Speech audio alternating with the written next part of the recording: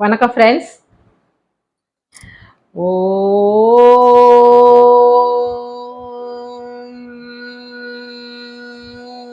நம சிவாய. எல்லாரும் எதிர்பார்த்துக்கிட்டு இருக்க அட்சய திருதிய இதோ வந்துருச்சு பாருங்களேன். ஆமா, ஏப்ரல் 20 அன்னைக்கு அட்சய திருதிய. அன்னைக்கு நம்ம எதை வாங்கினாலும் சரி, எந்த காரியங்கள் செய்தாலும் சரி, அது வளர்ந்துகிட்டே போகும், பெருகிக்கிட்டே போகும், நன்னா செழிச்சு வரும் அப்படின்னு சொல்றது தான் இந்த அட்சய திருதியை அப்படிங்கிறது. இந்த அட்சய திருதியை பத்தி தான் நம்ம இந்த பதிவுல பார்க்க போறோம். ஏன்னா பக்கத்துல வந்துருச்சு இல்லையா, அதனால இதை பத்தி தான் பார்க்க போறோம். ஃப்ரெண்ட்ஸ், நீங்க ஃபர்ஸ்ட் டைமா ஜெயகௌரி ஜோதிடாலயம் சேனலை பார்க்குறவங்களா இருந்தா சப்ஸ்கிரைப் பண்ணுங்க, பெல் ஐக்கானை கிளிக் பண்ணுங்க, அப்படியே லைக் பண்ணுங்க, ஷேர் பண்ணுங்க. ஃப்ரெண்ட்ஸ், எப்பயும் சொல்ற மாதிரி ஓம் நம சிவாய அப்படின்னு சொல்லிட்டு கமெண்ட் பண்ணுங்க. ஃப்ரெண்ட்ஸ், வாங்க ஃப்ரெண்ட்ஸ், பதிவுக்குள்ள போலாமா?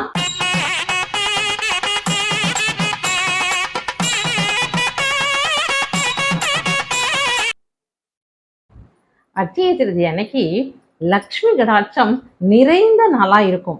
அன்னைக்கு முழுவதுமே லக்ஷ்மி கடாட்சம் நிறைந்த நாளா இருக்கும். அதனாலதான் நாம எந்த காரியங்களை செய்தாலும் அது நன்கு வளர்ந்து செழிப்பா வரும், சிறப்பாகவும் செய்ய முடியும். அதனாலதான் நல்ல காரியங்களை எல்லாம் அன்றைக்கு ஆரம்பிக்கலாம் அப்படின்னு சொல்றது. லட்சுமி கடாட்சம் இருக்கிறதுனால அன்னைக்கு பொன் பொருள் ஆபரணம் இதெல்லாம் வாங்கினா நல்லா அதிகப்படும், அதாவது நிறைய வாங்க முடியும் அப்படின்னு சொல்றாங்க. சரி, இதெல்லாம் மட்டும்தான் நம்ம வாங்கணுமா என்ன? மற்ற பொருட்கள் நிறைய இருக்குல்ல, மங்கள பொருட்கள், பூஜைக்கு தேவையான பொருட்கள், இப்படி எல்லாத்தையுமே நம்ம அன்னைக்கு வாங்கலாம். கோவில்களுக்கு நம்ம உபயோகமா கொடுப்போம் இல்லையா, அதற்கு கொடுக்கக்கூடிய மணி, இத மாதிரி இருக்கிறது, விளக்கு, இதெல்லாம். அடுத்தது வீட்டுக்கு தேவையான மளிகை பொருட்கள், சர்க்கரை, வெல்லம், மஞ்சள், குங்குமம், இது மாதிரி நிறைய வீட்டுக்கு முக்கியமா தானியங்கள், இதெல்லாம் வாங்கி வைத்தோம்னு வச்சுக்கோங்க. அன்னைக்கு வாங்கணும், சும்மா ஒரு 100 கிராம் வாங்கினா கூட போரும் பாருங்க. அன்னைக்கு வாங்கினோம்னா அதற்கப்புறம் நம்ம வீட்டுல இருந்துட்டே தான் இருக்கும். நமக்கு தேவைப்படும் போதெல்லாம், தேவையான நேரத்தில எல்லாம் இந்த பொருட்கள் கண்டிப்பா கிடைக்கும். வெறும் பொருள் தான் வாங்கணும் அப்படின்னா நம்ம அந்த அளவுக்கு வசதி உள்ளவர்கள் வாங்கலாம், சரிங்களா? அப்படி இல்லைன்னா நம்ம அதற்காக வருத்தப்பட்டு இருக்கணுங்கிற அவசியம்லாம் இல்லை. முக்கியமா பாருங்க, பால் வாங்கணும், அரிசி, பச்சரிசி வாங்கலாம், அடுத்தது சர்க்கரை வாங்கலாம். இப்படி நிறைய பொருட்கள், மங்கள பொருட்கள் இருக்கு. இதனெல்லாம் வாங்கி வீட்டில் வைத்தாலும் சரி, இல்லை கோவில்களுக்கு கொடுத்தாலும் சரி, ரொம்ப புண்ணியம் கிடைக்கும். அதான் வளரும்னு சொன்னேன் இல்லையா, தானம் செய்யக்கூடிய அந்த பொருள்களுக்குரிய புண்ணியமும் நமக்கு கிடைக்கும், தானம் செய்யக்கூடிய அளவு பொருளும் நமக்கு கிடைக்கும். ஆமா தானேங்க? அடுத்தது இன்னொன்று ரொம்ப முக்கியமான விஷயங்க, நம்ம குழந்தைங்களுக்கு, படிக்கிற குழந்தைங்களுக்கு அவங்களுக்கு தேவையான பேனா, பென்சில், இந்த மாதிரி இருக்கக்கூடிய புத்தகங்கள் கூட நீங்க வாங்கி கொடுக்கலாம், நோட்டுகள் கூட வாங்கி கொடுக்கலாம். இது மாதிரி வாங்கி கொடுத்தா அவர்களுக்கும் அறிவு வளரும். ஏன்னா அன்னைக்கு அதுல எழுத சொல்லுங்க, ஒரு வார்த்தையாவது எழுத சொல்லுங்க, படிக்க சொல்லுங்க, நிச்சயமா அவர்களுக்கு புத்திசாலிகளாக வருவாங்க. இந்த மாதிரி அட்சய திருதி அன்னைக்கு நிறைய விசேஷங்கள் இருந்தாலும் நகைக்கடையில மட்டும்தானேங்க கும்பல் இருக்கு. ஆமாவா? ஆமாங்க, இருக்கட்டும். அப்படியாவது நம்ம மக்கள் கொஞ்சம் சேவிங்ஸ் சேர்க்கிற பழக்கத்தை உண்டு பண்ணியிருக்காங்க இல்லையா? ஏன்னா இருக்கிறவங்க கம்மியா வாங்கினாலும் இல்லாதவங்களும் கொஞ்சம் கொஞ்சம் வாங்கிக்கிறாங்க இல்லையா? ஏன்னா இன்னைக்கு லேக்ஸ்ல போயிட்டு இருக்குல்ல கோல்டோட ரேட்டு, அதனால சொல்லிட்டு இருக்கேன். ஓகே ஃப்ரெண்ட்ஸ், முடிஞ்சவங்க தங்கம் வாங்குங்க, ஆடை ஆபரணங்கள் வாங்குங்க. அதுவும் ஆடை வாங்கும்போது மஞ்சள் கலர்ல வாங்குங்க, ரொம்ப சந்தோஷமா இருக்கும், ரொம்ப மன மகிழ்ச்சியாகவும் இருக்கும். அதே மாதிரி ஆடையிலும் அதிகரிச்சுக்கிட்டே போகும், உங்களுக்கு வளர்ந்துக்கிட்டே நிறைய வாங்குவீங்க, சந்தோஷமா இருப்பீங்க. ஓகே ஃப்ரெண்ட்ஸ், இப்போ நம்ம குழந்தைங்க வரைக்கும் எல்லாம் சொல்லிட்டோம். இதுல கதைகள் நிறைய இருக்கு தெரியுங்களா? காலாமிர்தம் அப்படிங்கிற ஒரு ஜோதிட புத்தகத்துல கூட இதை பத்தி நிறைய போட்டிருக்காங்க ஃப்ரெண்ட்ஸ். இந்த அட்சய திருதியை பத்தி ஜோதிட புத்தகத்துல, இது பழமையான ஒரு ஜோதிட புத்தகம், அதுல கூட சில வரிகள் வந்திருக்கு ஃப்ரெண்ட்ஸ். அது மாதிரி இது பழைய பழைய புராணங்கள்ல கூட இந்த அட்சய திருதியை பத்தி நிறைய போட்டிருக்காங்க. அங்க என்ன போட்டிருக்காங்கன்னா, தான தர்மங்கள் அதிகமா செய்யணும் அப்படின்னு சொல்லி போட்டிருக்காங்க. அதாவது ஒரே ஒருவருக்காவது சாப்பிட உணவு கொடுக்கணும் அப்படின்னு சொல்ல. அன்னதானம் பெஸ்ட். அட்சய திருதி அன்னைக்கு அன்னதானம் பெஸ்ட். நீங்க வாங்கி வச்சுக்கிறது எவ்வளவு சிறப்போ அதை விட 2 மடங்கு 3 மடங்கு சிறப்பா அன்னதானத்தை பத்தி சொல்லியிருக்காங்க ஃப்ரெண்ட்ஸ். இந்த அட்சய திருதி அன்னைக்கு அன்னதானத்தை பத்தி சொல்லியிருக்காங்க. சரிங்களா? அன்னைக்கு செஞ்சா ரொம்ப புண்ணியங்கள் அதிகமா கிடைக்கும். கொஞ்சம் புண்ணியம் கிடைக்கிறது கூட பெருகும் இல்லையா? அதனால ஒருத்தருக்கு அன்னதானம் பண்ணா கூட அது 1000 பேருக்கு அன்னதானம் பண்ணிய புண்ணியத்தை நமக்கு கொடுக்கும் அப்படின்னு கதைகள், புராண கதைகள்லாம் சொல்லுது. அதே போலதான் பஞ்சபாண்டவர்கள் நமக்கு எல்லாருக்கும் தெரிஞ்சவங்க தான். இவங்க வனவாசத்துல இருக்காங்க. திரௌபதியும் கூட இருக்காங்க. என்ன செய்ய, தினமும் எல்லாரும் சாப்பிடணும் இல்லையா? பஞ்சபாண்டவர்கள் வித்து அவங்க ஒய்ஃப் திரௌபதி எல்லாருமே சாப்பிடணும். அப்படி இருக்கும்போது பாஞ்சாலி திரௌபதி இறைவனை வேண்டி அட்சய பாத்திரத்தை வாங்கிக்கிட்டா. அந்த அட்சய பாத்திரத்துல என்ன ஸ்பெஷல் அப்படின்னா, எடுக்க எடுக்க குறையாமலே இருக்கும் பாருங்க. நீங்க என்ன கேட்டாலும் கொடுக்கக்கூடியது. உணவுப் பொருட்கள், சாப்பிடக்கூடிய பொருட்கள் என்ன கேட்டாலும் கொடுக்கும். அதே சமயம் எடுக்க எடுக்க குறையவே குறையாது பாருங்க. அதுக்கு பேரு தான் அட்சய பாத்திரம் அப்படின்னு பேரு. தினம் அதுல எல்லாருக்கும், அதாவது பஞ்ச பாண்டவர்கள் அத்தனை பேத்துக்கும், திரௌபதி, அது இல்லாம வருவாங்க இல்லையா ரிஷிகள், முனிவர்கள், இது மாதிரி வரக்கூடியவங்க அத்தனை பேருக்கும் அந்த அட்சய பாத்திரத்துல இருந்து எடுத்து எடுத்து அவ பரிமாறுவா. அந்த அளவு அது வந்துட்டே இருக்கும். ஒவ்வொரு முறையும் அவங்களுக்கு பரிமாறத்துக்கு முன்னாடி அட்சய பாத்திரத்தை எடுத்து இறைவனை வேண்டி அதுக்கப்புறமா அதுல கை வைக்கும் போது அவ என்ன நினைக்கிறாளோ அது எல்லாமே அதுல வந்துட்டே இருக்கும். வெறும் சாதம் மட்டும் இல்லைங்க, கூட்டு, பொரியல், சாம்பார், ரசம், வத்த குழம்பு, இல்ல மோர், என்ன தேவைப்படுதோ பால் பாயசம் முதற்கொண்டு எல்லாமே அதுல வந்துட்டே இருக்கும். எல்லாம் பரிமாறி முடிச்ச பிறகு எத்தனை பேர் வந்தாலும் சரி அத்தனை பேருக்கும் சலிக்காமல் அதுல இருந்து எடுத்து பரிமாறுவா நம்ம பாஞ்சாலி. அப்படி எல்லோருக்கும் பரிமாறி முடிச்ச பிறகு அதை சுத்தமா அலம்பி கவுத்து வச்சிருவா. அதுக்கப்புறம் அடுத்த நாள் தேவைப்படும் போதுதான் அதை எடுத்துக்குவா. இப்படிதான் பண்ணிட்டு இருக்கும்போது ஒரு நாள் இரவு பஞ்ச பாண்டவர்களுக்கும் பரிமாறிட்டு தானும் சாப்பிட்டுட்டு அந்த அட்சய பாத்திரத்தை நன்னா அலம்பிட்டு கவுத்து வச்சுட்டா. கொஞ்ச நேரத்திலேயே கவுத்து வச்சுட்டு படுத்துனாங்க. கொஞ்ச நேரத்திலேயே கிருஷ்ண பரமாத்மா வந்துட்டாரு. கிருஷ்ண பரமாத்மா யாரு? பாஞ்சாலியோட அண்ணா. அம்மா எனக்கு பசிக்குதுமா, ஏதாவது சாப்பிட கொடுமான்னு அந்த இறைவனே கிருஷ்ண பரமாத்மாவே பாஞ்சாலி கிட்ட கேட்கிறாரு. உடனே இவளுக்கு பதட்டம் வந்துருச்சு. சுச்சோ என்ன பண்றது, நம்ம எல்லாத்தையும் சுத்தமா கவுத்து வச்சுட்டோமே, இப்ப இனிமே வராதே, நம்ம என்ன பண்ண முடியும் அப்படின்னு ஒரு பதட்டத்தோடையே இறைவனை வேண்டிக்கிட்டே அந்த அட்சய பாத்திரத்தை எடுத்து பார்த்தா. பார்த்த உடனே எப்பவும் நன்னா சுத்தமா பத்து இல்லாம அலம்பி வைக்கிறவ அன்னைக்கும் அப்படிதான் அலம்பி வச்சிருக்கேன்னு நினைச்சுட்டு வந்து படுத்துண்டா. ஆனா அதுல ஒரே ஒரு சாதம் இருந்திருக்கு.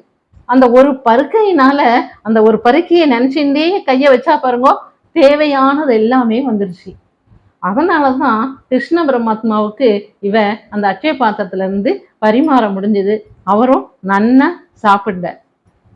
இந்த மாதிரி கிருஷ்ண பரமாத்மாவுக்கே அட்சய பாத்திரத்துல இருந்து அன்னம் பரிமாறின தினம் எது அப்படின்னா அந்த தினம் இந்த அட்சய திருதியினால் தானுங்களாம்.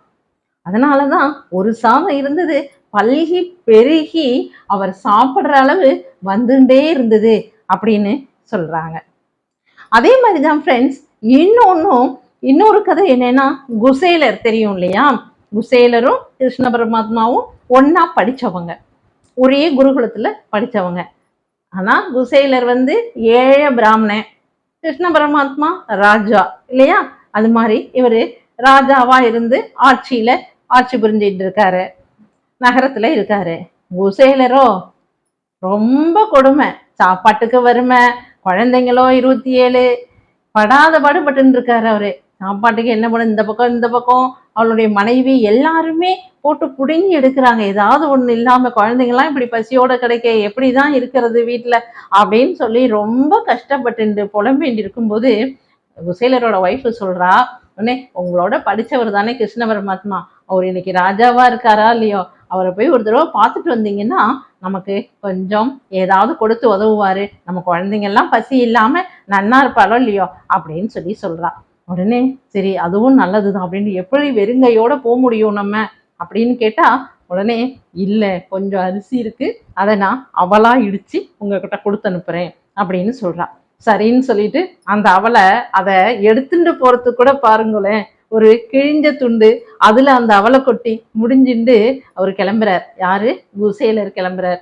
இவரு நேரா கிருஷ்ண பரமாத்மாவை போய் சந்திக்கலான்னு போனா, அங்க வாயில இருக்கக்கூடிய அந்த வாயிற்கா பண்ணிருப்பான் இல்லையா, வாட்ச்மேன் மாதிரி, அவனே உள்ள விட மாட்டேங்கிறான். ஏய் நீ போய் ஃப்ரெண்டுங்கிற, எங்க ராஜா எந்த மாதிரி இருக்காரு, நீ போய் அவர் கூட படிச்சேன்னு சொல்லுதெல்லாம் நம்ப முடியுதா அப்படின்னு சொன்னா, ஏழை பிராமணே அப்படிங்கிறதுனால இப்படி உதாசீனப்படுத்தாத, குசேலர் வந்திருக்கேன் அப்படிங்கிறத மட்டும் நீ போய் சொல்லு கிருஷ்ண பரமாத்மாட்ட அப்படின்னு சொன்னேன். எவ்வளவோ அவங்க அதெல்லாம் சொல்ல முடியாது போ வெளியில அப்படின்னு தள்ளும் போதும் ரொம்ப பிடிவாதம் பண்ணி அங்கேயே இருந்தார் குசேலர். உடனேயே திரும்ப அந்த என்ன சத்தம் அப்படின்னு கேட்கும்போது அந்த வாயிற்காப்பன் போய் சொல்றாங்க, யாரோ குசேலரா உங்களோட படிச்சவான்னு சொல்லிட்டு ரொம்ப நாழியா இருந்துட்டு போக மாட்டேங்கிறா, என்ன பண்றதுன்னு தெரியல அப்படின்னு சொல்லி தயங்கி தயங்கி கிருஷ்ண பரமாத்மாட்ட சொல்லும் போது, ஐயோ குசேலரா வந்திருக்கார், வர சொல்லுங்க, இவ்வளவு நாளாச்சு பார்த்து, நாங்க படிக்கிற காலத்துல பார்த்தது, வர சொல்லுங்க அப்படின்னா அங்க இருந்து இவர் வராரு. நோஞ்சானா அப்படி ஒரு உருவத்தோட வந்துட்டு, அவருக்கு ஒண்ணுமே புரியல கிருஷ்ண பரமாத்மாவுக்கு.